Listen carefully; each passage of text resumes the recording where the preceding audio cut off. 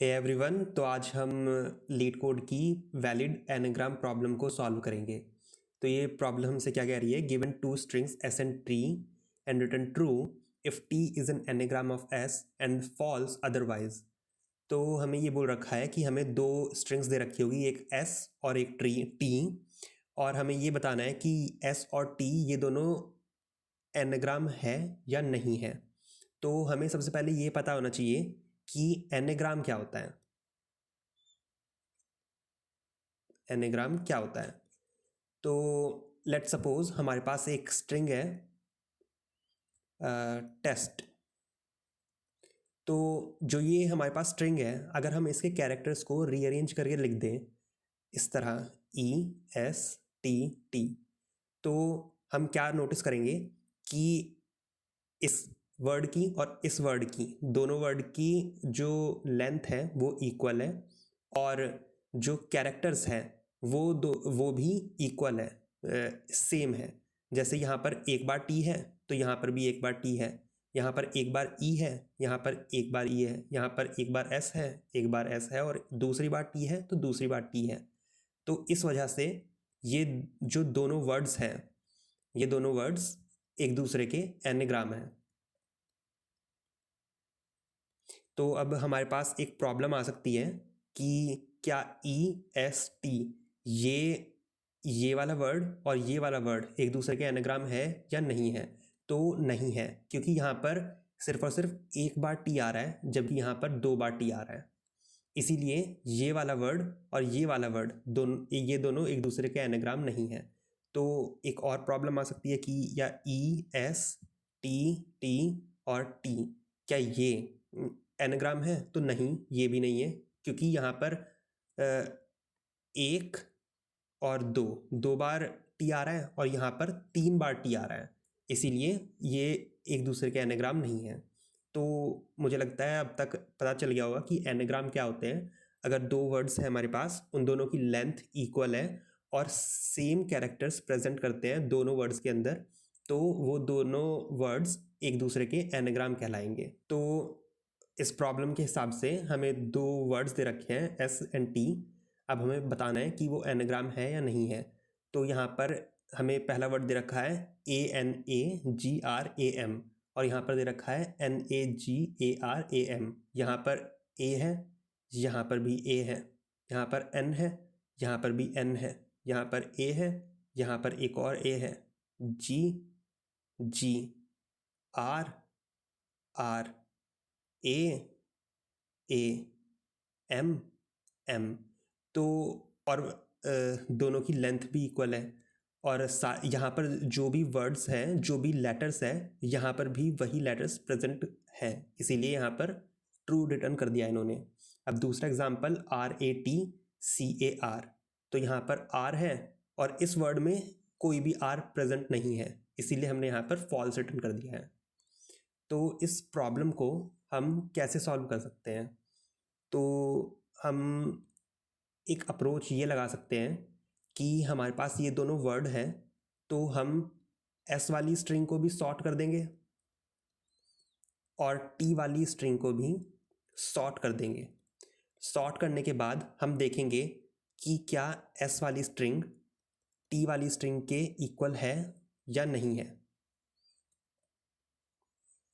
अगर ये दोनों इक्वल हो जाते हैं तो हम ट्रू रिटर्न कर देंगे, पर लेकिन अगर ये इक्वल नहीं होते हैं तो हम फॉल्स रिटर्न कर देंगे।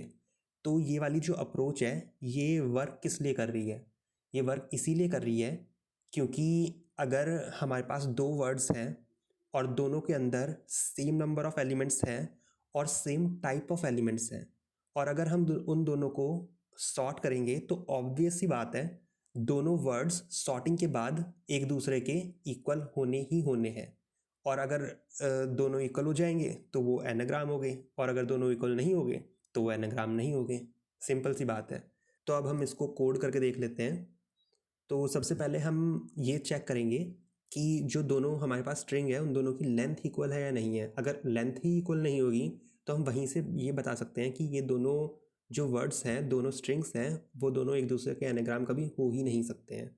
इसीलिए if s dot size is not equal to t dot size, then we can just return false, that they are not anagram.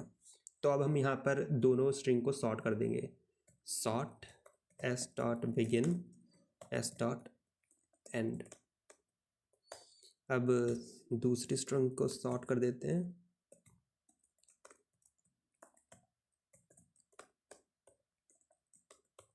Sorting के बाद अब हम एक लूप चलाएंगे।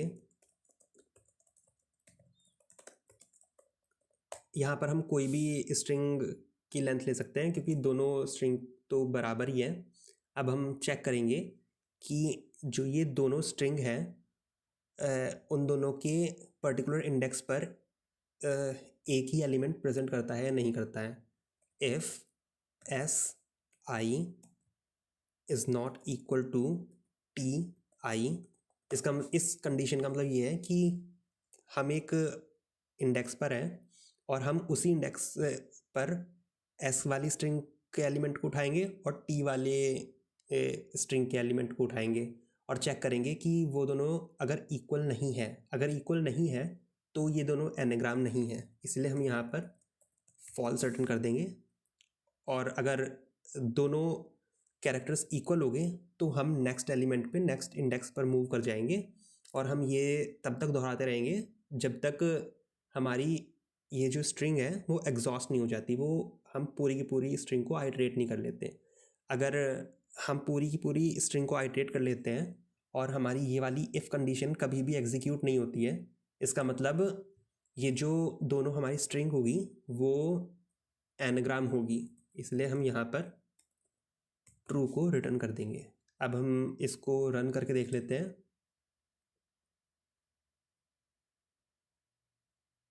तो ये एक्सेप्ट हो गया है। अब सबमिट करके देख लेते हैं।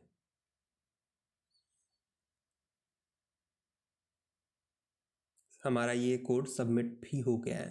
तो अब हम इसकी टाइम कॉम्प्लेक्सिटी के बारे में डिस्कशन कर लेते हैं। तो यहाँ पर हम एस वाली स्ट्रिंग और टी वाली स्ट्रिंग दोनों स्ट्रिंग को सॉर्ट कर रहे हैं। तो सॉर्टिंग के लिए n log n time complexity होती है, तो इसकी n log n time complexity तो होगी, तो इससे क्या ज़्यादा हो सकती है। यहाँ पर हमने एक लूप यूज़ करा है जो 0 से n तक चलेगा, तो इसकी टाइम कॉम्प्लेक्सिटी प्लस n हो जाएगी टोटल टाइम कॉम्प्लेक्सिटी। और अगर हम ओवरऑल की बात करें तो वो n log n रहेगी। अब हम इसकी स्पेस कॉम्प्लेक्सिटी के बारे में बात कर लेते हैं। इसकी space complexity O of 1 constant रहेगी। क्यों रहेगी? क्योंकि हम यहाँ पर कोई भी एक्स्ट्रा स्पेस यूज़ नहीं कर रहे हैं, और अगर हम कोई एक्स्ट्रा स्पेस यूज़ ही नहीं कर रहे हैं तो इसकी जो स्पेस कॉम्प्लेक्सिटी होगी वो कांस्टेंट ही रहने वाली है। तो हमने ये देख लिया कि जो इस अप्रोच की टाइम कॉम्प्लेक्सिटी है n log n है।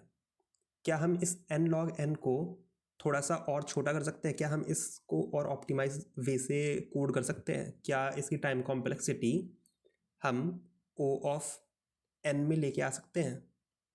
तो हाँ, लेके आ सकते हैं। तो इसको कैसे करेंगे हम?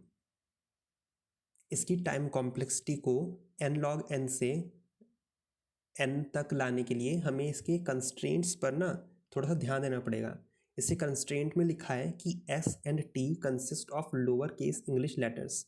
इसका मतलब हमारे जो लेटर्स हो गए इन स्ट्रिंग्स के अंदर वो सिर्फ और सिर्फ 26 लेटर्स हो गए A to Z, और वो भी लोअर केस वाले। इसीलिए मैंने बोला 26 लेटर्स का ही हमें ध्यान रखना है। तो अगर हम कुछ ऐसा करें कि हम एक एरे क्रिएट कर लें ऑफ साइज 26, जहाँ पर 0th इंडेक्स ए को रिप्रेजेंट करेगा, 1th इंडेक्स बी को रिप्रेजेंट करेगा, 2nd इंडेक्स सी को रिप्रेजेंट करेगा, और ऐसे करते करते जो हमारा लास्ट वाला 25th इंडेक्स होगा वो Z को रिप्रेजेंट करेगा, और उस एरे को हम 0 से इनिशियलाइज कर देंगे। कुछ इस तरह। तो हमने यहाँ पर एक फ्रीक्वेंसी एरे क्रिएट कर लिया है इस ऑफ साइज 26, जहाँ पर 0 ए को रिप्रेजेंट कर रहा है, 1 बी को रिप्रेजेंट कर रहा है, और ऐसे करते करते 25 जेड को रिप्रेजेंट कर रहा है। तो अब हम क्या करेंगे, हम अपनी पहली स्ट्रिंग को आइट्रेट करेंगे और जितने भी कैरेक्टर्स हो गए उनका फ्रीक्वेंसी काउंट हम अपनी इस फ्रीक्वेंसी एरे के अंदर स्टोर कर लेंगे। वो कैसे करेंगे, हम ए को 1 से इंक्रीमेंट कर देंगे यहाँ पर।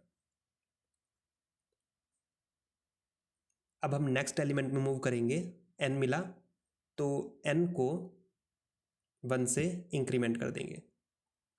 अब हमें a मिला नेक्स्ट एलिमेंट में मूव करने पर, तो a को 1 से इंक्रीमेंट कर देंगे।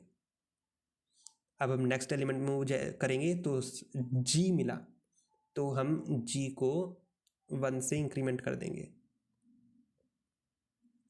अब हमें r मिला नेक्स्ट एलिमेंट पे मूव करने से, तो हम r को 1 से इंक्रीमेंट कर देंगे। अब हमें नेक्स्ट एलिमेंट पे मूव करने से क्या मिला, a मिला, तो 1 से इंक्रीमेंट कर देंगे। अब नेक्स्ट एलिमेंट मूव करेंगे तो m मिलेगा, अब हम m को 1 से इंक्रीमेंट कर देंगे। ये सब होने के बाद अब हम अपनी सेकंड स्ट्रिंग को आइट्रेट करेंगे, t को आइट्रेट करेंगे।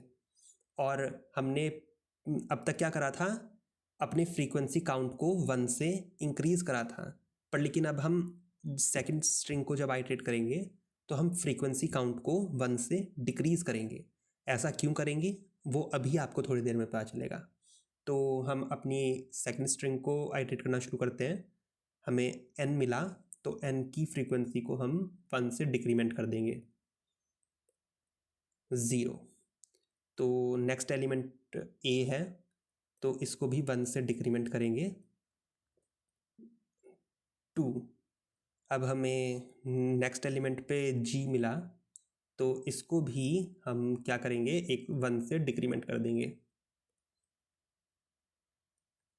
अब नेक्स्ट एलिमेंट a है, तो इसको वापस से 1 से डिक्रीमेंट करेंगे तो 1 रह जाएगा।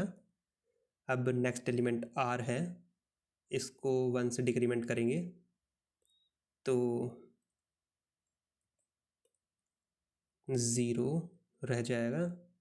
नेक्स्ट एलिमेंट a है, तो इसको 1 से डिक्रीमेंट करेंगे तो 0 हो जाएगा।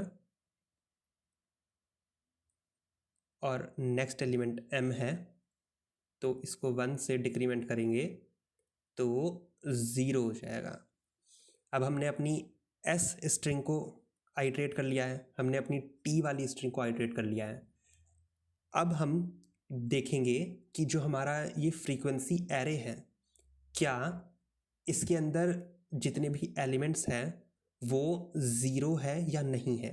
अगर सारे एलिमेंट्स 0 हो गए तो इसका मतलब ये होगा कि जो हमारी ये पहले वाली स्ट्रिंग s थी और दूसरी वाली स्ट्रिंग t थी, ये दोनों एक दूसरे के एनाग्राम हो गए। पर लेकिन अगर कोई भी एलिमेंट 0 नहीं होता है, +1 +2 +3 या -1 -2 -3 ऐसे कुछ भी है, तो इसका मतलब ये होगा कि जो हमारी ये s स्ट्रिंग थी और t स्ट्रिंग थी, ये दोनों एक दूसरे के एनाग्राम नहीं होंगे। तो अब हम इसको कोड करके देख लेते हैं। यहाँ पर सबसे पहले हम एक एरे बनाएंगे of name frequency of size 26, और शुरुआत में ये 0 से इनिशियलाइज्ड होगा। अब हम अपनी s वाली स्ट्रिंग को आइट्रेट करेंगे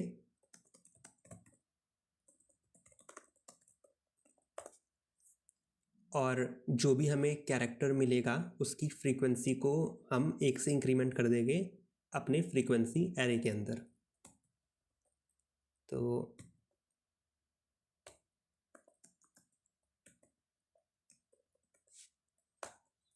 ये करने के बाद अब हम अपनी सेकंड स्ट्रिंग को आइट्रेट करेंगे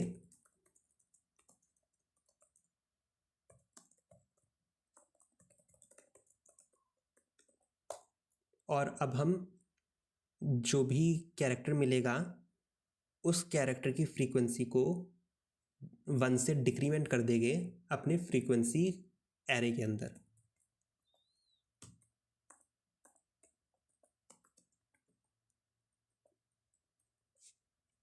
अब हम चेक करेंगे कि जो हमारा फ्रीक्वेंसी एरे है उसके अंदर सारे के सारे एलिमेंट्स 0 है या नहीं है।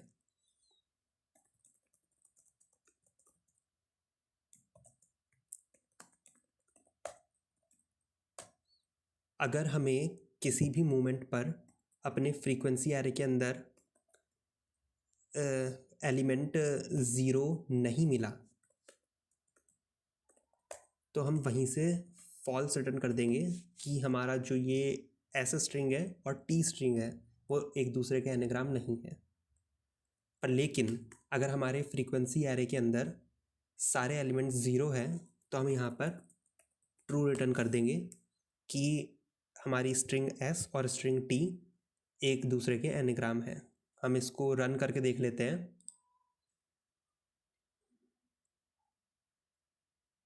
ये पास हो गया है, तो अब हम इसको सबमिट करके देख लेते हैं। ये भी हमारा एक्सेप्ट हो गया है। तो अब हम इसकी टाइम कॉम्प्लेक्सिटी के बारे में डिस्कशन कर लेते हैं। तो हम यहाँ पर एक लूप चला रहे हैं जो एस स्ट्रिंग को आइटरेट कर रहा है।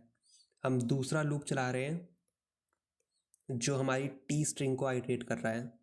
हम अपना एक और लूप चला रहे हैं जो हमारे फ्रीक्वेंसी एरे को आइटरेट कर रहा है। तो यहाँ पर हम 3 लूप चला रहे हैं। तो पहला लूप n टाइम्स चलेगा, दूसरा लूप n टाइम्स चलेगा और तीसरा लूप भी n टाइम्स चलेगा। I mean not n times, it will be 26 times चलेगा।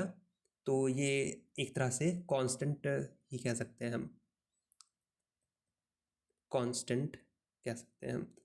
तो और ये दोनों लूप आई मीन ये तीनों के तीनों लूप नेस्टेड लूप्स नहीं है, ये इंडिविजुअली अलग अलग चल रहे हैं। तो इसकी time complexity O of n हो जाएगी। तो अब हम इसकी स्पेस कॉम्प्लेक्सिटी के बारे में डिस्कशन कर लेते हैं। स्पेस कॉम्प्लेक्सिटी कितनी होगी इसकी, हम यहाँ पर ध्यान से देखें तो हम एक्स्ट्रा स्पेस यूज़ कर रहे हैं। हम एक एरे यूज़ कर रहे हैं ऑफ साइज 26। और अगर हम थोड़ा सा ध्यान दें यहाँ पर तो जो ये हमारी स्ट्रिंग है एस और टी, इन दोनों की लेंथ कितनी भी हो, 1 हो, 2 हो या 10⁵ हो, कितनी भी लेंथ हो, हम यहाँ पर जो ये एरे है एक्स्ट्रा स्पेस है सिर्फ और सिर्फ 26 एलिमेंट्स का ही यूज़ कर रहे हैं। तो हमारा जो ये स्पेस है वो इस स्ट्रिंग की लेंथ और ना तो इस स्ट्रिंग की लेंथ, इन दोनों ही स्ट्रिंग की लेंथ के ऊपर डिपेंड नहीं करता है। हम यहाँ पर एक्स्ट्रा स्पेस तो यूज़ कर रहे हैं पर लेकिन कांस्टेंट एक्स्ट्रा स्पेस यूज़ कर रहे हैं, इसीलिए इसकी जो स्पेस कॉम्प्लेक्सिटी होगी वो O ऑफ 1 होगी, कांस्टेंट। तो आज के लिए इतना ही, मिलते हैं अगली वीडियो में। Thank you.